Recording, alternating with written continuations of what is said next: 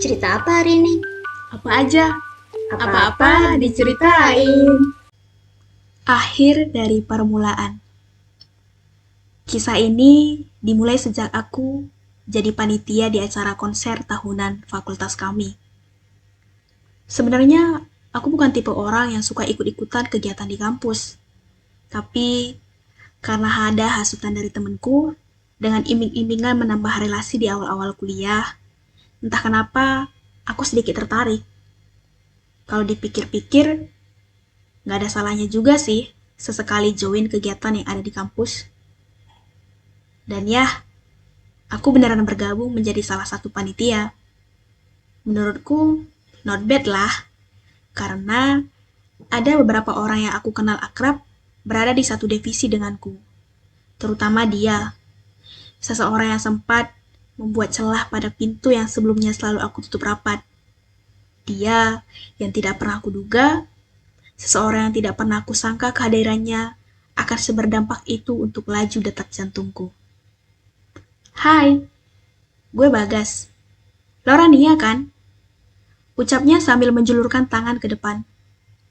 Aku yang agak kebingungan membalas uluran tangannya. Iya, gue Rania. Ucapku yang sebenarnya agak kaget saat dia tahu namaku. Aku dan Bagas sebenarnya satu jurusan, tapi aku tidak terlalu mengenalnya. Aku hanya sekedar tahu namanya, dan ya, hanya itu. Itu pun aku tahu karena ketika ospek, kami berada di kelas yang sama. Kami tidak pernah berinteraksi sebelumnya, tapi entah bagaimana dia bisa mengetahui namaku. Di satu malam, ada satu chat dari nomor yang belum aku simpan. Hai, ini gue ya, Bagas. Itu isi pesannya. Aku hanya membaca pesan itu dan menyimpan nomornya tanpa ada niat untuk membalasnya. Berselang beberapa menit kemudian, pesannya masuk lagi. Besok, beli alat-alatnya bareng gue ya. Soalnya, cewek ada urusan dan ngasih gue mandat buat nemenin lo besok. Oke, balasku singkat. Sebelumnya, aku memang disuruh untuk membeli beberapa kebutuhan artistik, karena aku yang memegang catatan apa saja yang dibutuhkan. Esoknya, selesai kelas, aku berniat mengechat Bagas untuk bertanya ketemu di mana. Tapi, niatku urung ketika aku melihat Bagas sudah ada di luar kelas dekat pintu. Hai, sapaku setelah di depannya. Hai, balasnya sambil tersenyum menatapku. Jujur, aku bingung dan ingin bertanya, kenapa dia bisa tahu aku ada di kelas ini? Tapi, niatku urung saat dia menyodorkan sebuah roti dan sebotol air mineral. Nih, buat lo, ucapnya. Buat gue, tanyaku. Bagas mengangguk. Kemudian aku menerima pemberiannya. Makasih. Yuk, ajaknya. Sesampainya di sebuah toko, aku dan Bagas langsung menuju display yang menyediakan berbagai macam hiasan. Lisannya apa aja? Tanyanya tiba-tiba dari belakangku. Aku bisa merasakan dadanya mengenai punggungku dan hembusan nafasnya mengenai telingaku. Jujur, aku sedikit gugup sampai-sampai aku menahan nafas. Posisi ini sangat tidak bagus untuk kesehatan jantungku. Kok jadi gini sih? Gerutuku dalam hati. Kemudian aku agak menjauh dan berbalik menghadap Bagas. Lisannya gue kirim ke lo ya, biar kita bagi tugas, biar nggak lama. Ujarku sambil mengirim lisan barang yang harus dia beli. Itu barang yang harus lo beli, terus gue beli yang lainnya. Nanti ketemu di kasir aja. Bagas mengangguk, kemudian aku melangkah menuju display yang lainnya. Setelah selesai membeli semua barang, kami berdua langsung pulang. Bagas berinisiatif untuk mengantarku pulang, meskipun sudah kutolak. Bagas kekeh ingin mengantarku pulang dengan alasan, kan tadi berangkatnya bareng gue, jadi pulangnya juga harus bareng gue. Alhasil, Bagas akhirnya mengantarku pulang. Makasih udah nganterin gue pulang, ucapku. Enggak, gue yang makasih, karena lo mau gue anterin, ucapnya sambil tersenyum. Aku diam, tak tahu mau jawab apa. Ya udah, sana masuk, ucapnya. Aku kemudian melangkah menuju rumah meninggalkan Bagas. Setelah menutup pintu, aku mendengar suara kendaraan melaju. Bagas sudah pergi. Aku memegang dadaku. Ada debaran tak biasa di sana. Enggak, enggak boleh kayak gini. Jujur, aku belum siap dengan perasaan ini. Keesokan harinya, Kia, temanku, duduk di depanku. Lo ngerasa nggak sih Bagas selalu merhatiin lo? Enggak, salah kali lo, ucapku. Ih, bener. Gue ngerasa Bagas tuh selalu curi-curi pandang ke lo. Kia tetap kekeh dengan dugaannya. Udahlah, nggak mungkin. Aku menyanggah. Apa benar yang Kia bilang?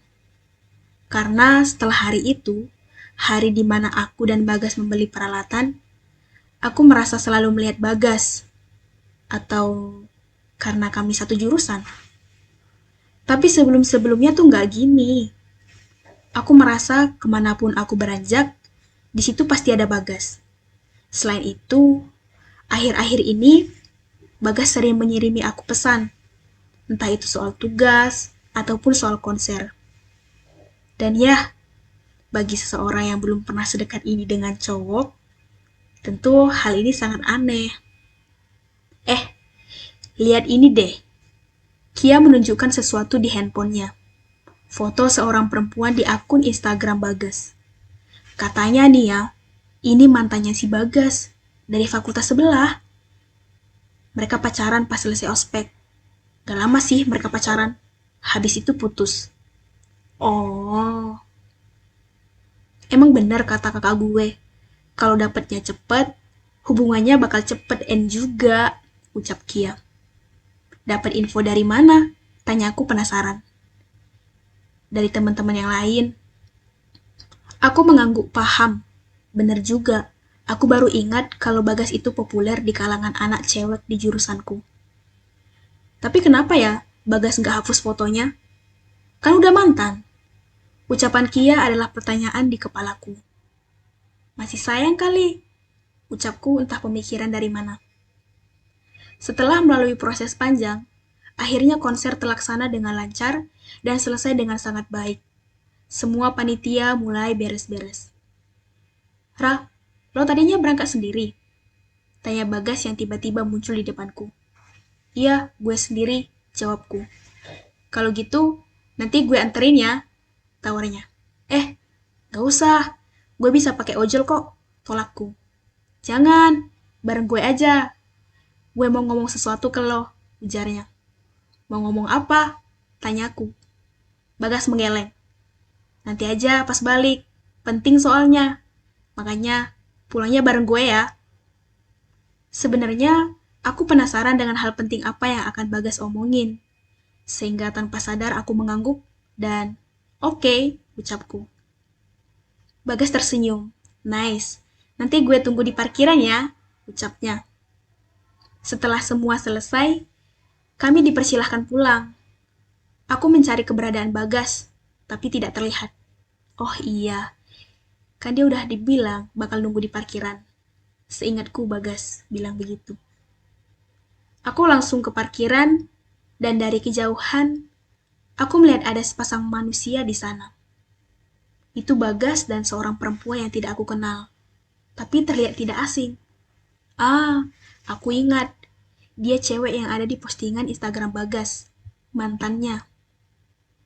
Entah kenapa, tiba-tiba aku agak ke sudut, menghindari supaya mereka tidak melihatku.